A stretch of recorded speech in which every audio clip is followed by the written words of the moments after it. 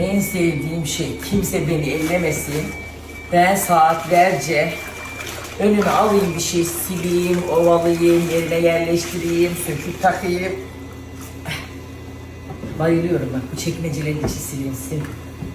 Ondan sonra eczacı dolabını toplayayım.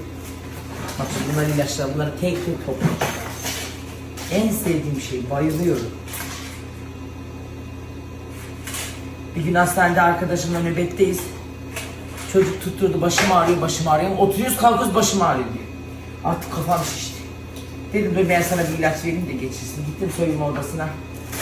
Dolabın içinde bir tane beyaz hap var. Dedim şifa Allah'tandır, al bunu iç belki geçer. Verdim, çocuk içti. Meğersem o şeker ilacıymış.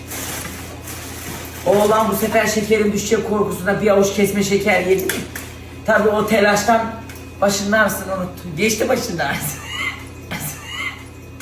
Ya her şeyde bir hayır vardır. Bak her zaman söylüyorum, faydalıyım, faydalı. Bir gün de arkadaşım nemlendirici krem arıyor. Bizim laboratuvarda bir tane ilaç makinesi var. Onun da şöyle beyaz bir makine yağı var ama ele bir yağ. Ondan az bir şey kabın içine aldım, getirdim, dedim al kız dedim, bu güzel nemlendirici krem. O da al, yaydı da yaydı, yaydı da yaydı. Casper gibi oldu. Bir de böyle sanki affedersiniz domuz yağı, yıkıyorsun. Odur benden daha bir şey istemezler. Ama ben kimseye yaranamam. Vallahi ben yaranamam. Ben sizin için koşturayım, siz gene de beni kötüleyin. Ben gidelim de siz kalırsınız, arkamdan ağlarsınız da bulamazsınız. Ne? Şimdi doktor bana hastalanınca bir torba ilaç veriyor. Ben iyileşene kadar o ilacı içiyorum, iyileştiğim gibi bırakıyorum. Hiçbir şekilde ilacın sonunu getirmem asla. Karaciğerlerine. Arkadaşlar bu benim o kadar sevdiğim bir kutu ki kendime en alırsam 1 milyondan aldım.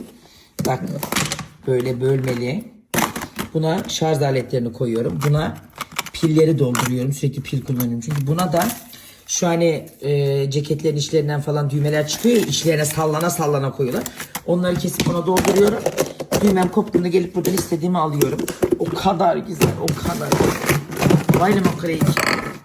Burada da alet eczacı çantam var. Dikiş kutum var. Bu düğmelerim var. Bunlar da ilaçlarım. Şimdi bunu da çekmecenin içine itiyorum. Güzel deyince de kader ezildi.